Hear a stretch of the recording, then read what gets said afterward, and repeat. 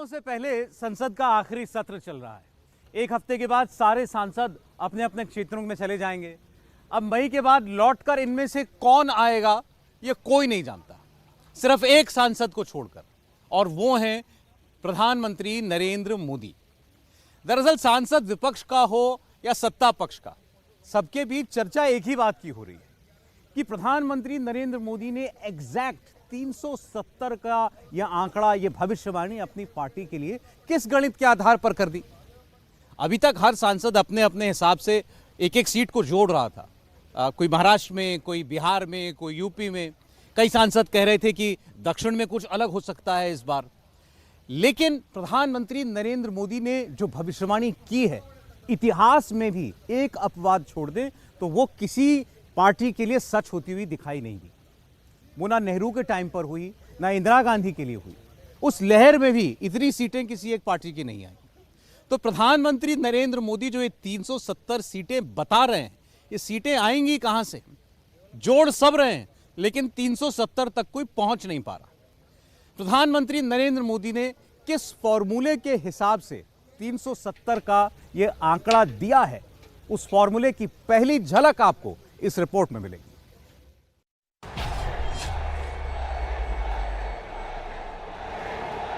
तीन 370 सीट अकेले बीजेपी को।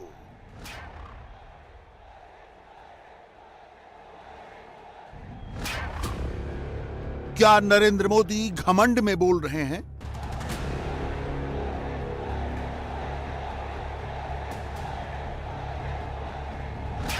तीन 370 सीट मोदी का एरोगेंस या कॉन्फिडेंस? कांग्रेस कहती है कि मोदी ने 370 घमंड में बोल दिया।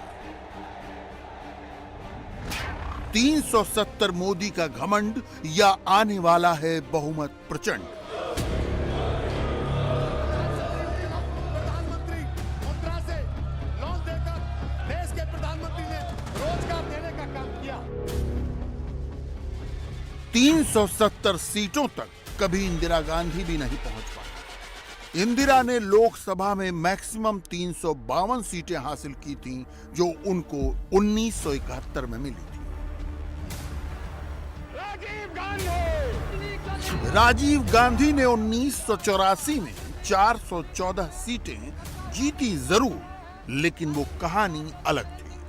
84 के चुनाव में राजीव सहानुभूति लहर में जीते थे। राजीव गांधी के अलावा उनके नाना जवाहरलाल नेहरू ही लोकसभा की 371 सीटों तक पहुंचे थे। वो 1957 का चुनाव था जिसमें नेहरू के सामने कोई विपक्ष ही नहीं था।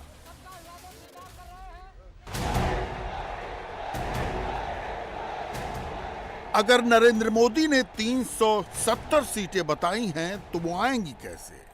जिसे इंदिरा गांधी नहीं कर पाई, क्या वो काम नरेंद्र मोदी करके दिखा देंगे? विरोधी तो विरोधी, मोदी की अपनी पार्टी के लोग भी पूछते हैं कि प्रधानमंत्री ने इस बार लक्ष्य बड़ा तो नहीं दे दिया।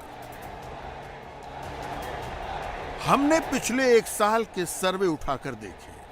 किसी भी सर्वे में मोदी की पार्टी या गठबंधन को 335 सीटों से अधिक मिलने की भविष्यवाणी नहीं की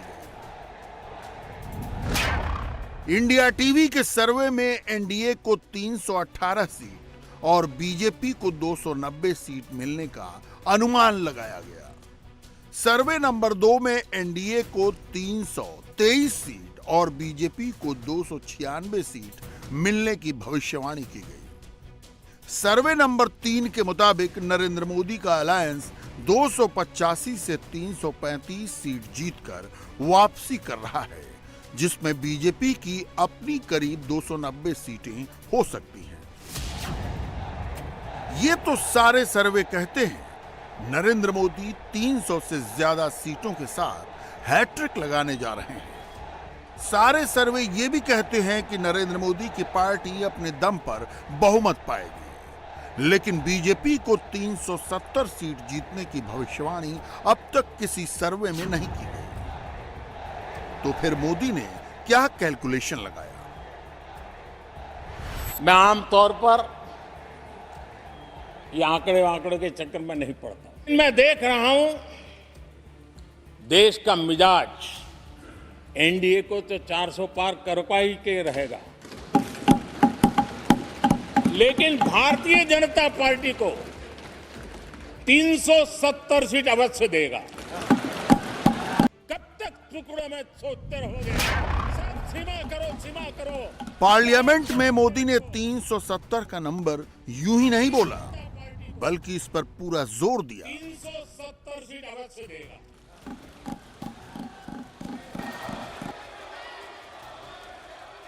नरेंद्र मोदी इकलौते नेता हैं जिनकी 2 बार की भविष्यवाणी एकदम सही साबित हुई है।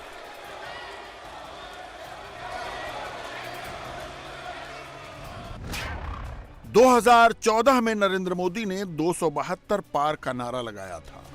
उस चुनाव में बीजेपी को 282 सीटें आ गईं। 2019 में मोदी ने बीजेपी के लिए 300 पार और एनडीए के लिए 350 पार का नारा लगाया था। 19 के चुनाव में बीजेपी को 303 सीटें आ गईं और एनडीए को 353 सीटें मिली। 2014 में या 2019 में मोदी ने 400 सीट पार का नारा नहीं दिया था। मोदी ने जो कहा रियलिस्टिक होकर कहा और उसे अचीव करके दिखा दिया।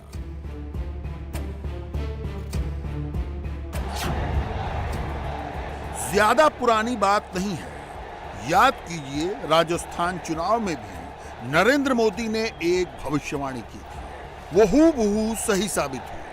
22 नवंबर 2023 को डूंगरपुर में मोदी ने जो कहा था वो हम आपको दिखा रहे हैं। पूरे राजस्थान के लोग लिख करके रखे, इस बार तो नहीं, अब राजस्थान में कभी भी अशोक गहलोत की सरकार नहीं बनेगी। नंबर राहुल गांधी भी जोड़ते हैं, भविष्यवाणी राहुल भी करते हैं, लेकिन वो अक्सर गलत ही होते हैं। याद कीजिए 5 राज्यों के चुनाव से पहले राहुल गांधी ने भी एक भविष्यवाणी की थी। एमपी जीतेंगे, छत्तीसगढ़ जीतेंगे और राजस्थान भी जीत सकते हैं। We are probably winning Telangana. Right. We are certainly winning Madhya Pradesh. We are certainly winning Chhattisgarh. Okay. Rajasthan, we are very close and we think we'll be able to win. Modi क्यों जीतते हैं, राहुल क्यों हारते हैं, यह समझना कोई rocket science नहीं है। नरेंद्र मोदी ने सुबह से शाम तक पूरा दिन गोवा में लगाया। गोवा की 2 सीटों में से एक सीट पर बीजेपी का कब्जा है। दूसरी सीट हासिल करने के लिए पूरा एक दिन। राहुल गांधी या विपक्ष का कोई भी नेता इतनी मेहनत नहीं करता। तेज गति से आगे बढ़ रही है। गोवा वो राज्य है जहां के 100% घरों में नल से जल पहुंच रहा है।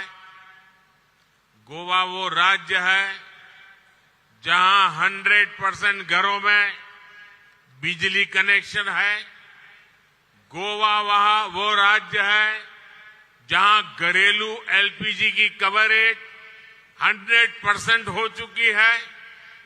गोवा वो राज्य है जो पूरी तरह केरोसिन मुक्त है।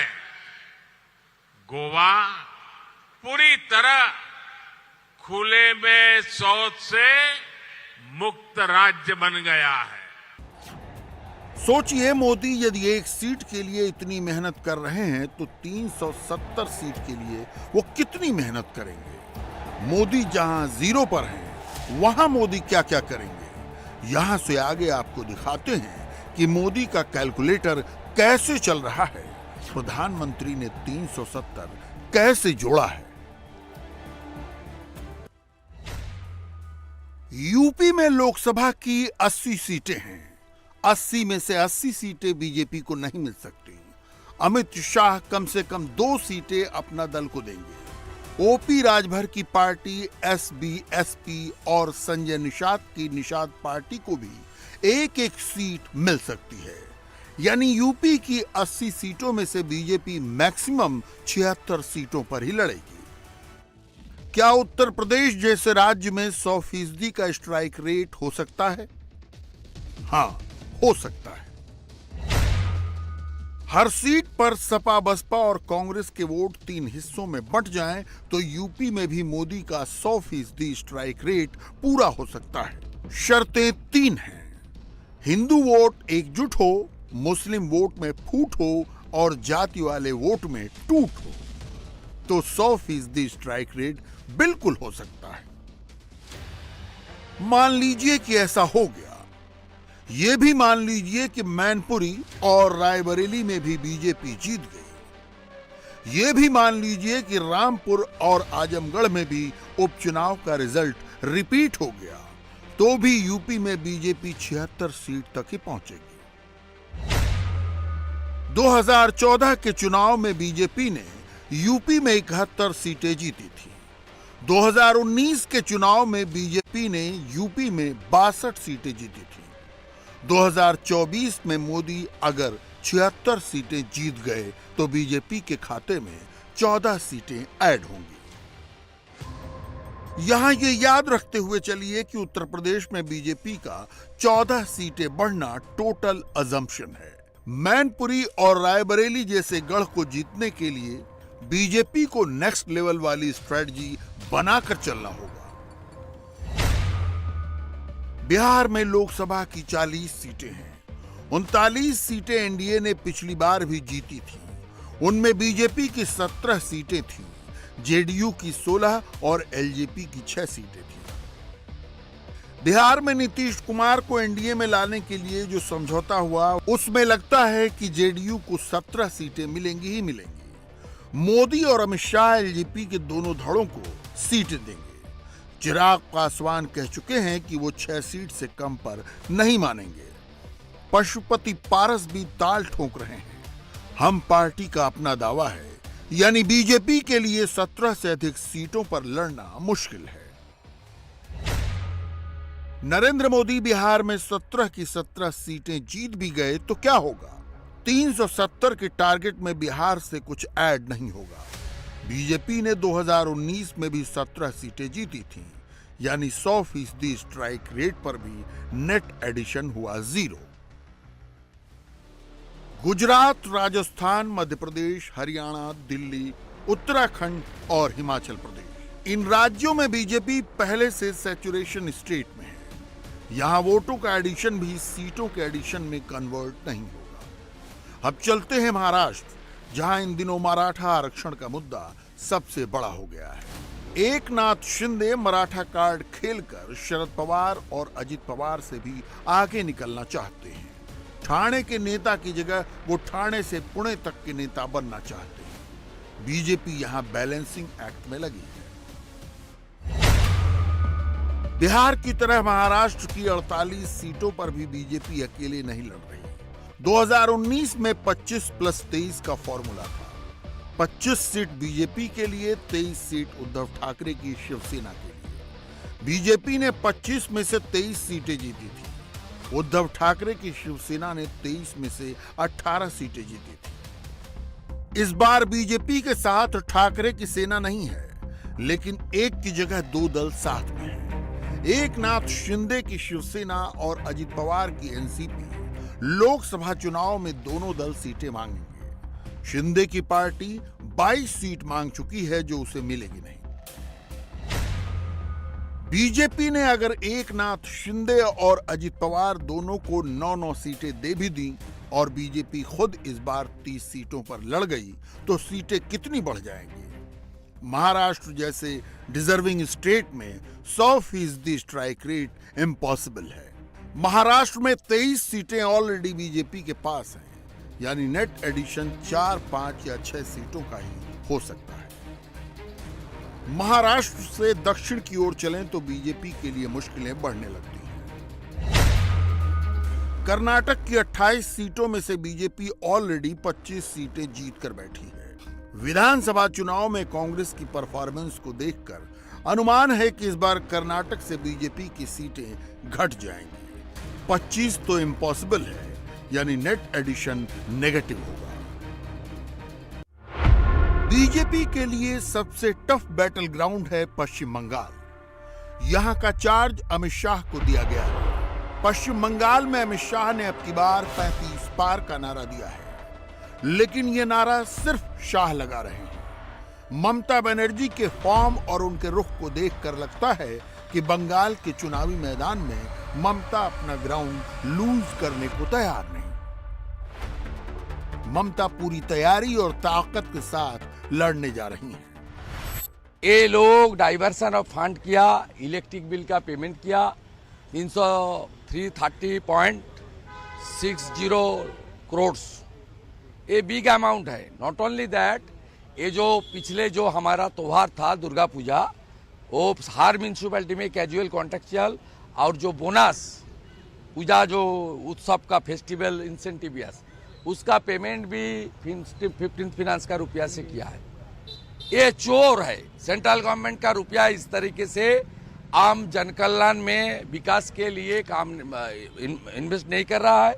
दूसरा तरीके से ये जो इंस्टॉलमेंट सरकार बना दिया, 6 लाख करोड़ डेट है, बंगाल का लोन है, उसमें ये सब कर रहा है।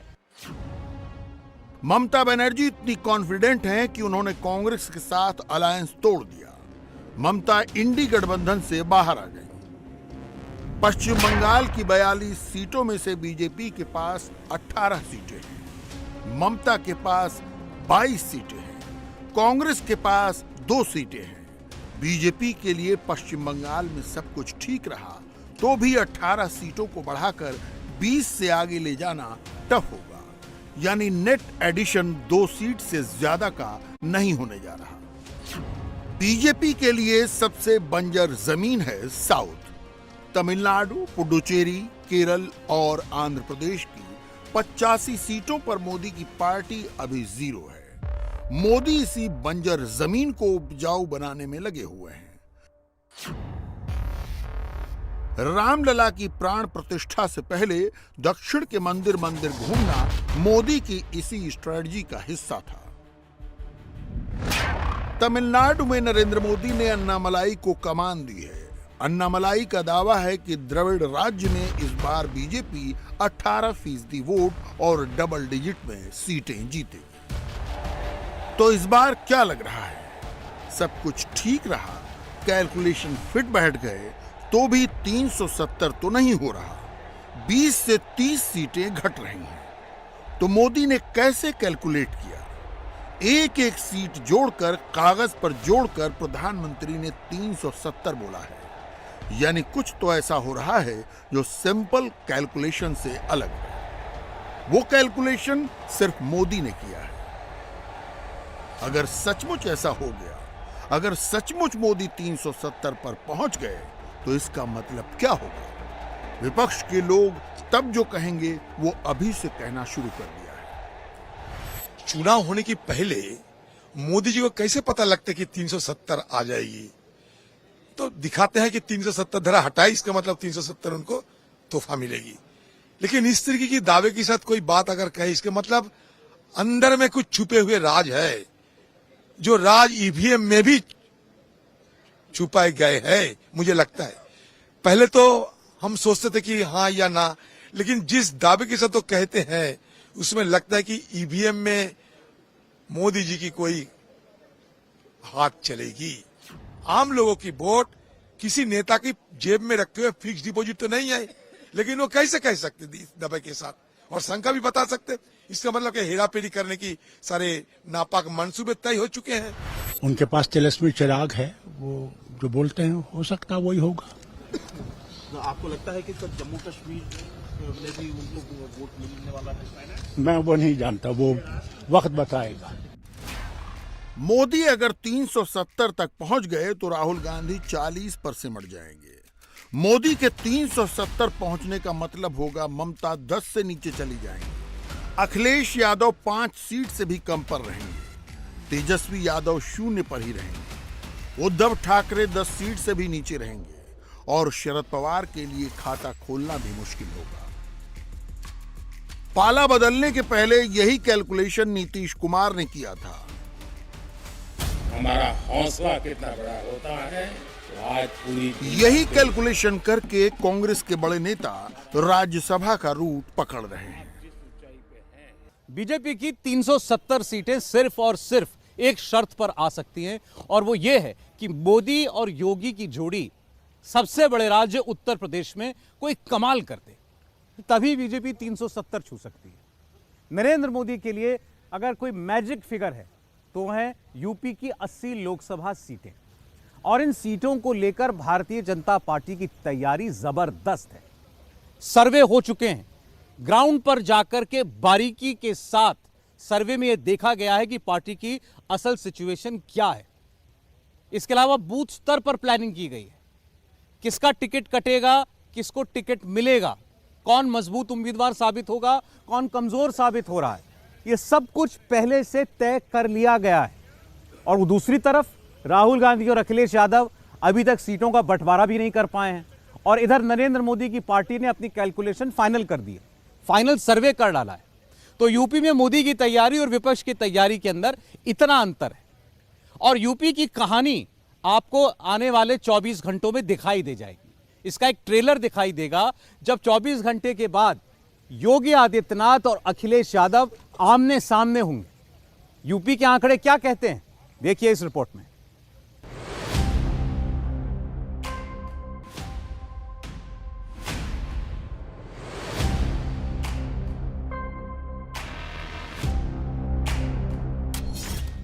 दो 2019 में यूपी में जहां जहां भगवा नहीं लहराया, क्या 24 में वहां वहां भगवा ही भगवा होगा? 1 से 80 तक अखिलेश सीटें गिनेंगे और कमल योगी खिलाएंगे। इनको पहले मौका नहीं दिया था क्या? प्रधानमंत्री मोदी 370 सीटों के लिए कॉन्फिडेंट हैं, और इस भरोसे के पीछे योगी के 80 नंबर्स का विश्वास है। सुरक्षा के साथ खिलवाड़ करने की छूट किसी को नहीं दी जा सकती।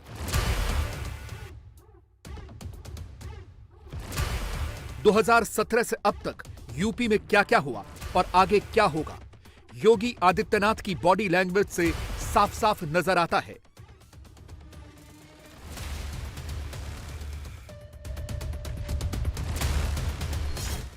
दो 2019 लोकसभा चुनाव में बीजेपी ने यूपी में 62 सीटें जीती थी। बीजेपी के साथ ही अपना दल को 2 सीटें मिली थी। एनडीए का टोटल 64 था। इस बार टारगेट अलग है। अगर अकेले बीजेपी को 370 पर पहुंचना है तो यूपी में सबसे ज्यादा नंबर्स को जोड़ना होगा।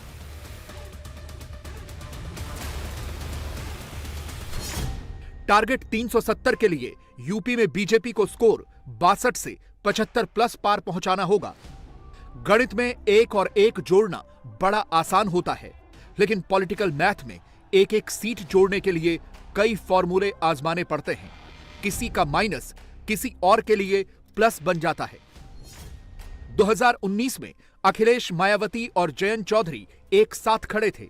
समाजवादी पार्टी 37 सीटों पर लड़ी, सिर्फ 5 जीती। बीएसपी 38 में चुनाव लड़ी, 10 जीती। आरएलडी को 3 सीट में कहीं जीत नहीं मिली। 2024 में गठबंधन टूट चुके हैं, बचे हुए गठबंधन भी टूटने वाले हैं।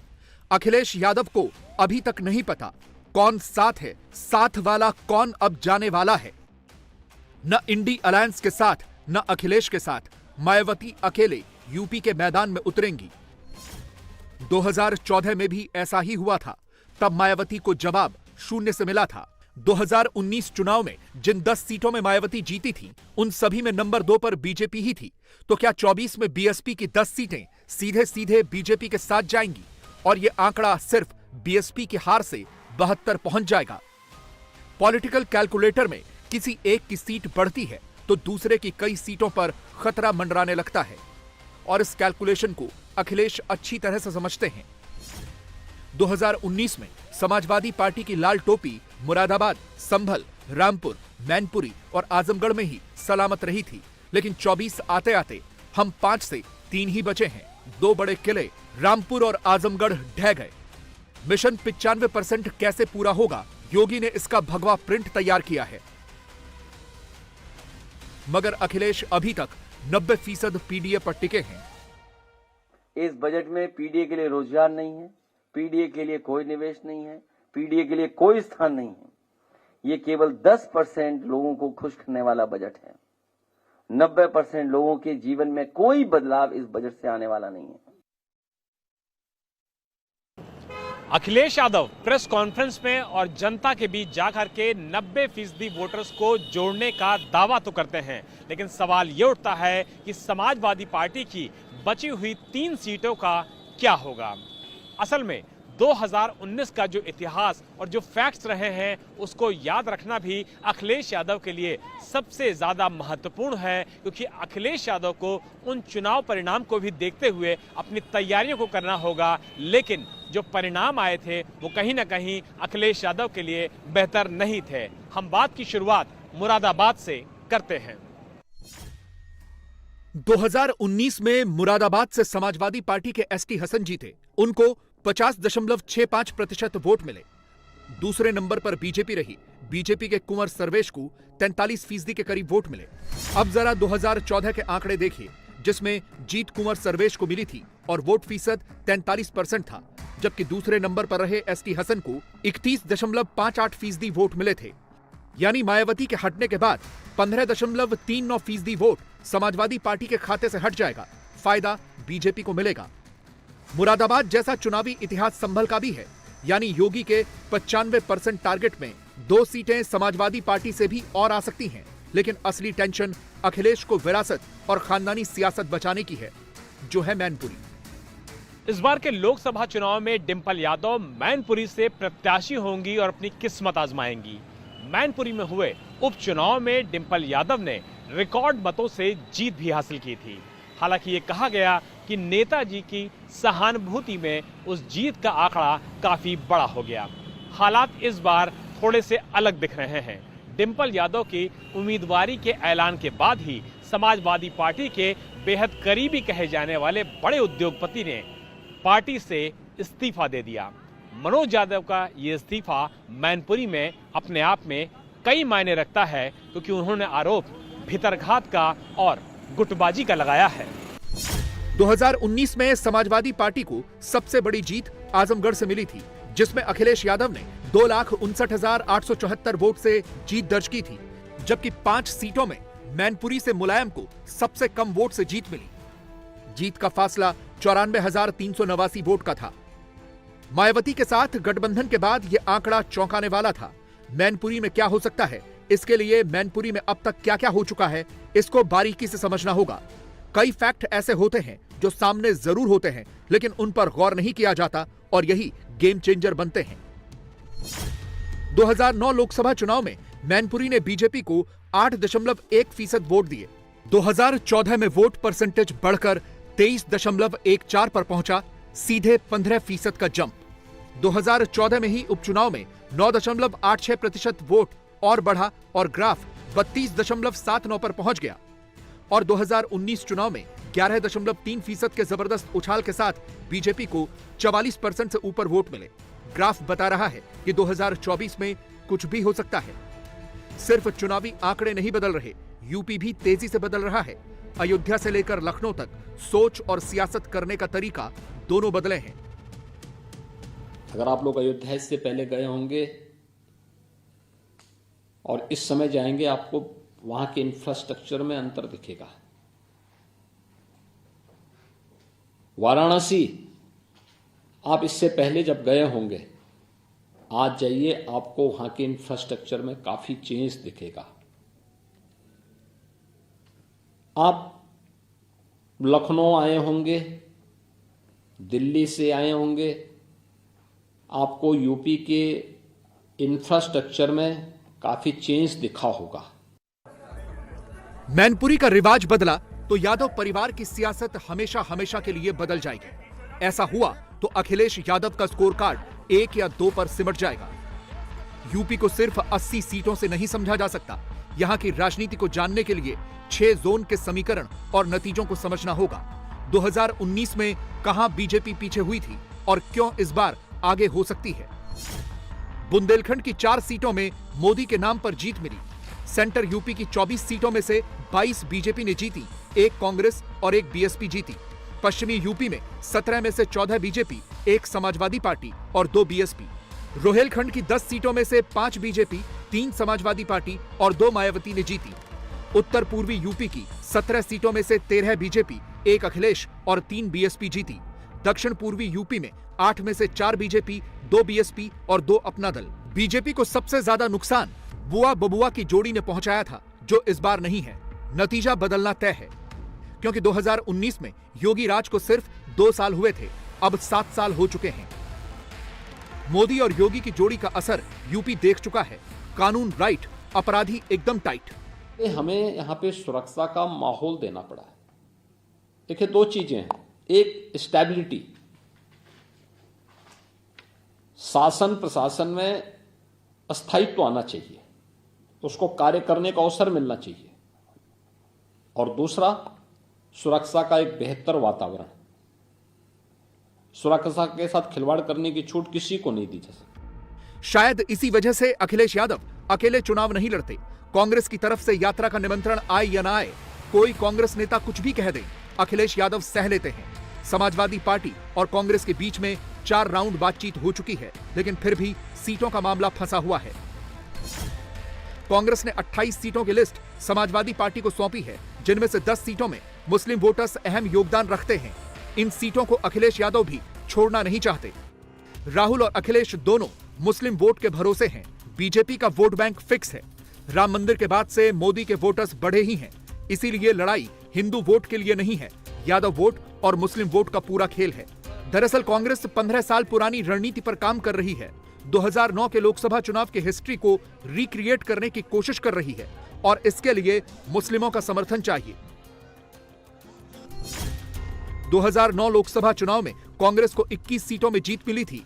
इन्हीं सीटों पर कांग्रेस कमबैक करना चाहती है। पूर्वांचल में बलिया, भदोही, इनके अलावा लिस्ट में महाराजगंज, बहराइच, बाराबंकी, उन्नाव, मुरादाबाद, रामपुर, कानपुर और फर्रुखाबाद भी हैं। अखिलेश कांग्रेस की बात मानते हैं तो अपना वोट बैंक गंवा देंगे। अकेले लड़ते हैं तो उनका वोट बैंक उनको जिता नहीं सकता। योगी के संकल्प के सामने किसी के पास कोई विकल्प नहीं है। महाभारत काल का लाक्षागृह कहां है, ये कोर्ट ने बता दिया है। जिस टीले को मुस्लिम पक्ष मजार और कब्रिस्तान बता रहा था, कोर्ट ने माना है कि वो जगह महाभारत कालीन लाक्षागृह है।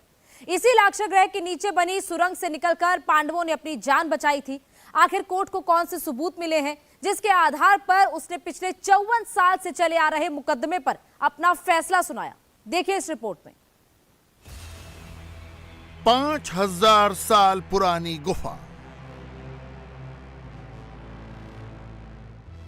5000 साल पुरानी ईंट, 5000 साल पुराने मिट्टी के बर्तन, ये वो सबूत हैं जिन्हें एएसआई ने माना है कि सारे साक्ष्य महाभारत कालीन हैं, यानी 5000 साल पुराने। दिल्ली से 90 किलोमीटर दूर बागपत के बरनावा गांव में भारतीय संस्कृति के रहस्य छिपे हैं। यहीं पर महाभारत काल के लाक्षागृह का दावा किया गया था। कहा गया कि यही वो जगह है जहां पांडवों को मारने की साजिश रची गई। यहां टूटी हुई दीवारों पर जले हुए निशान हैं और नीचे धूल मिट्टी का ढेर हर तरफ दिखता है। लाक्षागृह का टीला 100 फीट ऊंचा है। 30 एकड़ में फैले टीले पर लाक्षागृह के सबूत आज भी मिलते हैं। इसी टीले के नीचे एक सुरंग मौजूद है। माना जाता है कि इन्हीं सुरंगों के रास्ते निकलकर पांडवों ने अपनी जान बचाई थी।